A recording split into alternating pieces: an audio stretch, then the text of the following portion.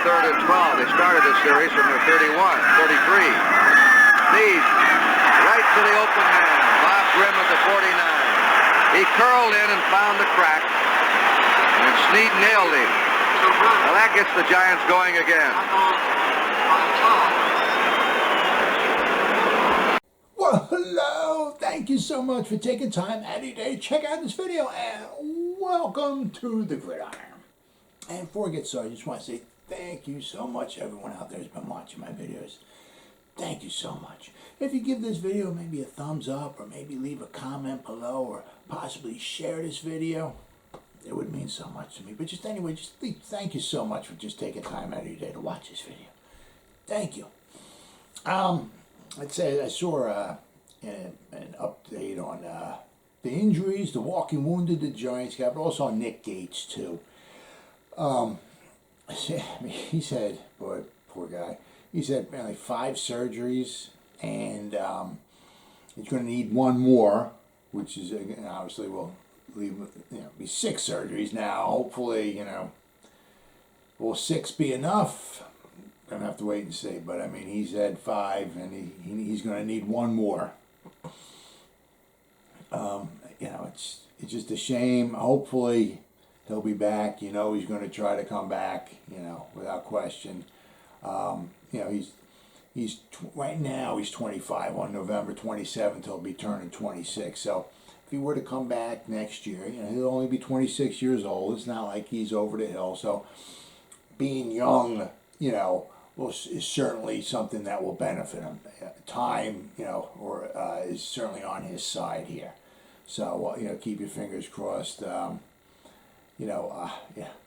If he has many more surgeries, it just might be just a matter of time when he can come back. The other thing is chances are he's going to heal up from these surgeries and all that and everything. But the biggest question will be is will he be able to play in the NFL? I mean, just one thing is breaking his bones and healing, but it's coming back and being able to perform in the NFL. I mean, that's another question. He's got to go up against defensive linemen. And if you're not in tip-top shape, or you're weak, from your waist on down, or what, whatever. I mean, it just ain't happening. So it's not a question of can he come back? Or will he come back? But it's can he come back? Is he going to be able to play in the NFL after all these surgeries? Now, Alex Smith, he had 17 surgeries to repair his leg, and he almost lost his leg. I mean, if you saw some of those pictures, I mean, they were god awful. I mean, I looked at some of those; they made me almost nauseous. I mean, as bad as they looked. And he was 36. Okay, and he made it back, and he played 1 season, 2020. It was an all right season. He didn't do anything super spectacular, but he did make it back. Okay, but that was 1 year, and that was it. Joe Theismann in 1985, he was 36 when Lawrence Taylor snapped his leg. Joe Theismann never played another down ever again.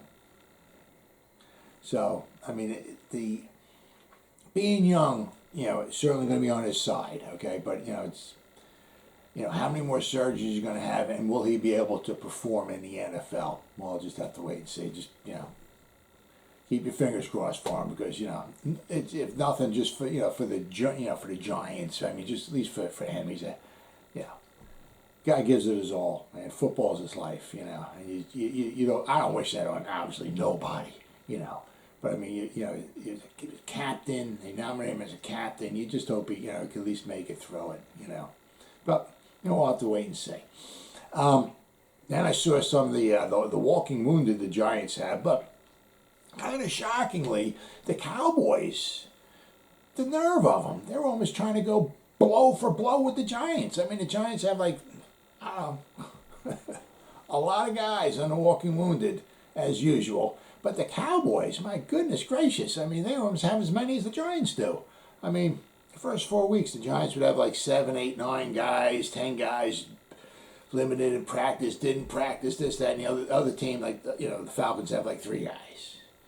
Then we're going against the Washington football team. The Giants would have 8, 9, 10, 11 guys, and Washington would have like 2 guys.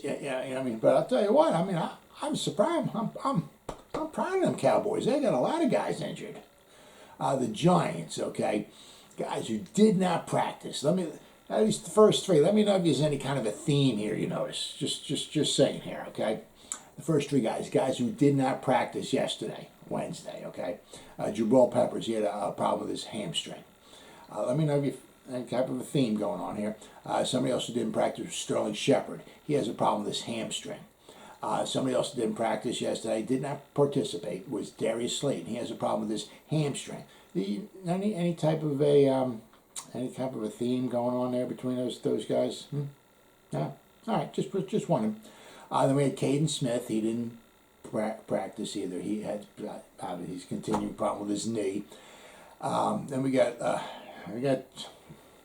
our best offensive and best defensive linemen. So this is not good, especially going up against the Cowboys. Andrew Thomas got a problem with his foot. Okay, and Leonard Williams got a problem with his knee. Now, could be just precautionary. We'll have to wait and see. But, I'll tell you what, we're in a world of hurting. If we don't have our best defensive linemen and our best offensive linemen out there against the Cowboys, we're in a world of hurt. All right. Then some guys were limited in practice. Obviously, Saquon with his knee. I think he's just going to be limited the whole year. All right, just every week he'll be limited. Ben Bredesen with his hand. He was limited. He was out there, so that's good. That's a plus. All right, Nate Ebner. All right, with his quad, he was limited, but at least he was out there. And of course, now we got Kenny Golladay. Now I think what we should do is like each week we just spin a wheel and just pick an injury for Kenny Golladay. I mean, the first, he had a problem with his hamstring. Then the past couple weeks he's on the injury list. He had a problem with his hip. Now he has a problem with his groin. So he's had basically the last 4 or 5 weeks he's had 3 different injuries. Oh my goodness! And then somebody who's in full practice was C.J. Board. Has a problem with his clavicle. I'm not exactly sure what, but he's in full practice. So hopefully he'll be a full participant against the Cowboys on Sunday, because we could certainly use him back there returning punts, obviously. But then we go to the Cowboys. All right, the guys who did not practice for the Cowboys, okay, is one of their defensive ends, Armstrong. He's got a problem with his ankle. Okay, they got Amari Cooper.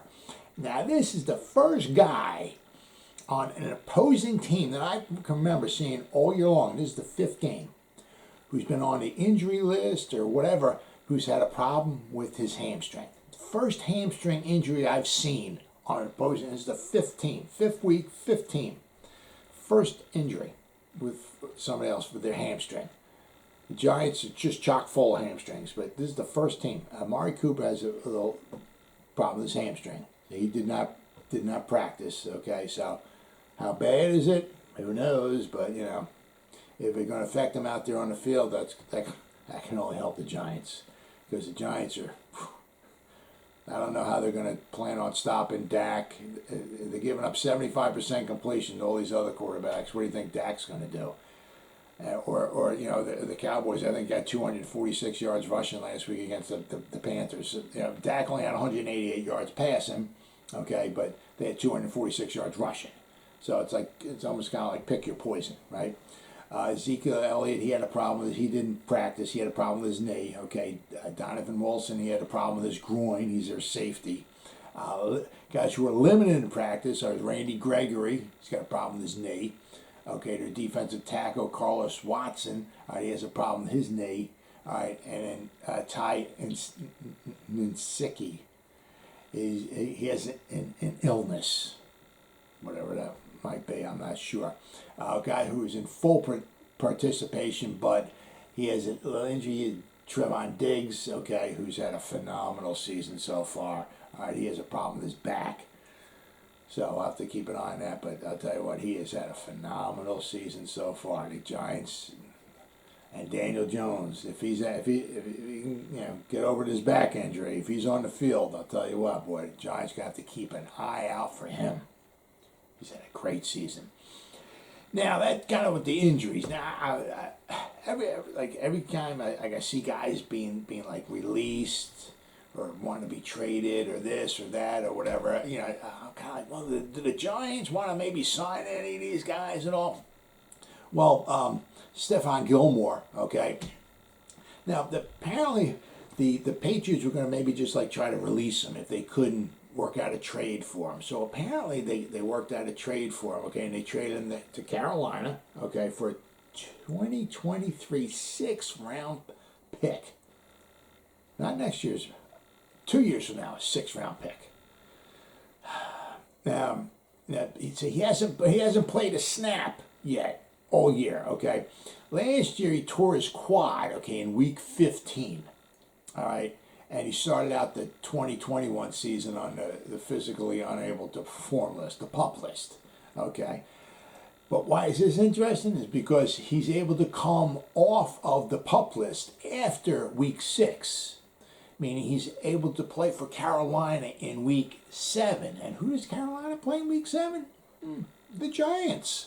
So looks like, when Carolina comes to town, okay, in week 7, we're going to have Stephon Gilmore playing in their secondary. Now, he didn't have a phenomenal, he's starting to get up there in age. He didn't have a phenomenal season last year. I mean, he's been out, with his tore quad and all, so, what kind of impact is he going to have, especially the first week? Who knows? But there's a good chance Stephon Gilmore will be in the secondary of the Carolina Panthers when they play the Giants in week 7.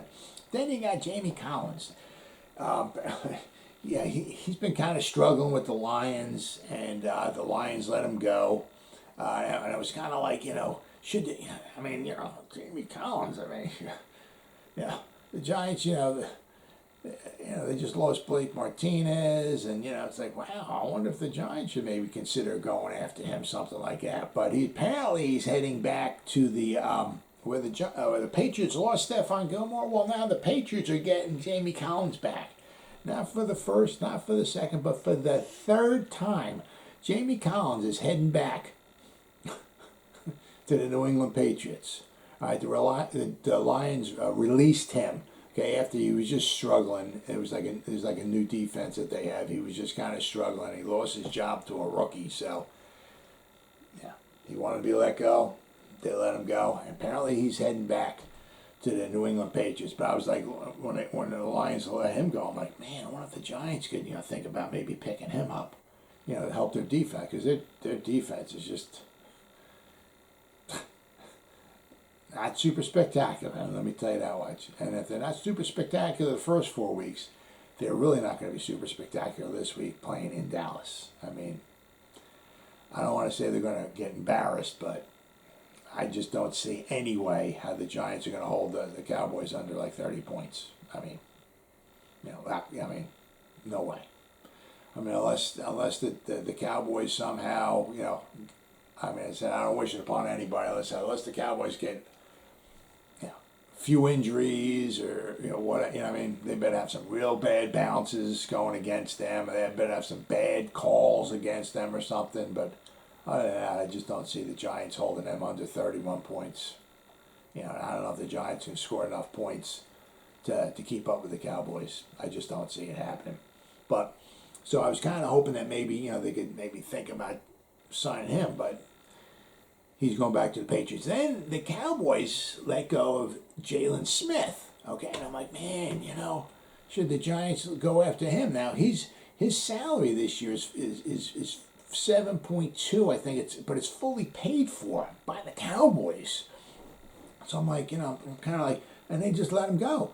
So it's like, you don't have to trade for him. His salary's already paid for. So it's like, you're going to have to give him some money. But, it's like, you don't have to come up with a boatload of money. It's like, man, I wonder if, maybe the Giants could think about, putting him on the team, right? He's in football shape, especially this weekend. Put a Giants helmet on him.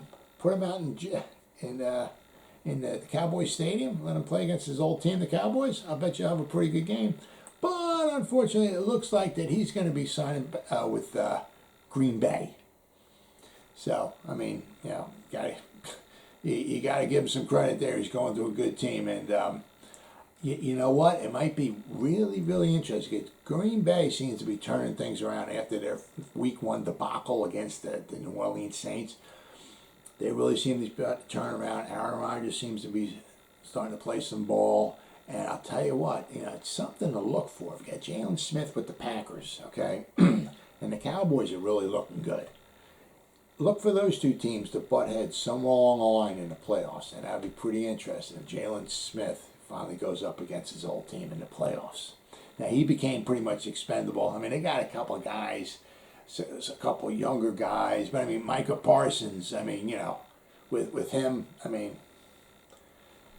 they got Van Der Esch and Micah Parsons, and they got a couple other guys that are, the young guys.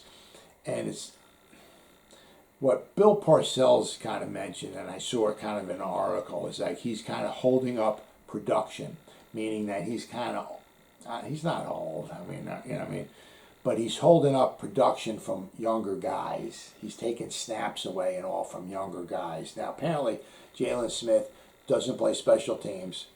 And he's not very good in coverage. He's a liability in coverage. Okay, so he does not cover very well. So they had him on the field. Okay, and he was just taking snaps away from other guys who are younger and perform better. So he's holding up production, which is what Bill Parcells used to call it. So he became expendable, and they let him go.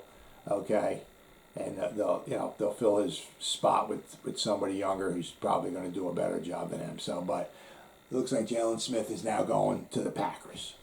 So now the Giants will just, they just either have to start looking at, elsewhere at getting guys off their practice squad or, whatever to fill the voids that they have, with these injuries.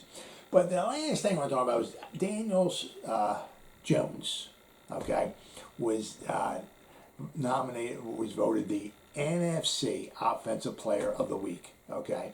Now, this is the second time that he's won that award. Okay, the first time was his oddball. His first game he ever started was against the Bucks. Okay, he was 23 out of 36. Okay, but he had 2 rushing touchdowns. He had 2 passing touchdowns, and the Giants wound up winning. 32-20. Yeah, they were behind. He brought them back.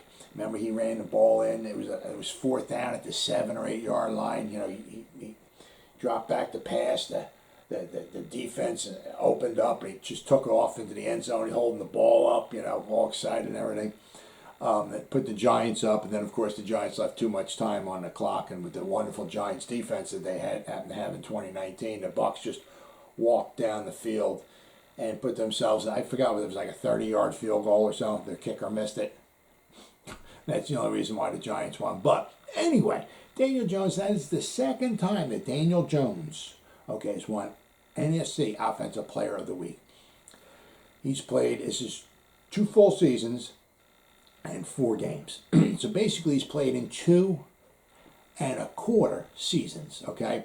Now, Daniel Jones joins 3 other Giant quarterbacks, that have won the NFC Offensive Player of the Week multiple times, okay? Phil Simms won it 2 times, okay? Phil Simms played 15 years.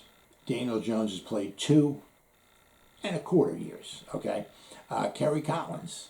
He was the quarterback that took the Giants to the Super Bowl after the 2000 season when we got blown out by the Ravens, 412,000 to 7.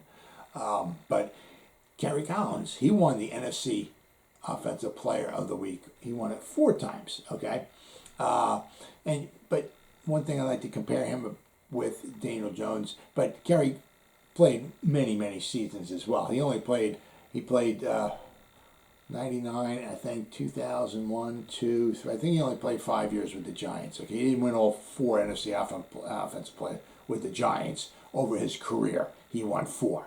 Okay, but he played many seasons. But 2001, okay, Kerry Collins, it's since been tied, but he has the NFL record, which has been tied. He had 23 fumbles in 2001 when he was with the Giants. The year after they went to the Super Bowl, okay, the next year, 2001, he fumbled the ball 23 times. All right, So if you think Daniel Jones fumbles in 7, 8, 9, 10 times or whatever, you think that's a lot. Well, Kerry Collins for the Giants fumbled it 23 times in 2001. Very, very sad. Okay, but said Kerry Collins won it 4 times. All right, not all with the Giants out. Then of course, then we go to Eli Manning. Okay, Eli Manning won the NFC Offensive Player of the Week 4 times. Okay, but Eli Manning played 16 seasons. So if you got 16 seasons and he won it 4 times, that means that once every 4 years, Eli Manning was the NFC Offensive Player of the Week. Daniel Jones has won it 2 times already in 2.25 seasons. All right, so he's winning it. Daniel Jones is getting it like almost once a year. Daniel Jones was Eli Manning was getting it 1 out of every 4. Okay, so we gotta start taking some of these things into consideration. I know we're not winning Super Bowls. I know we're not going to the playoffs. I know hell we don't even have a winning record. I get that, but you gotta just start giving Daniel Jones a little bit more and a little bit more credit than he's been getting. Because I'll tell you what, 2 NFC offensive players in basically 2 years. That's pretty doggone impressive. That's something Eli Manning didn't do. He said Eli Manning won 4 times in 16 years. Daniel Jones has already done it 2 times in 2 years. That's pretty good. Well, as always, guys, thank you so much for taking time out of your day to check out this video. You guys stay safe out there and go Giants. Woo!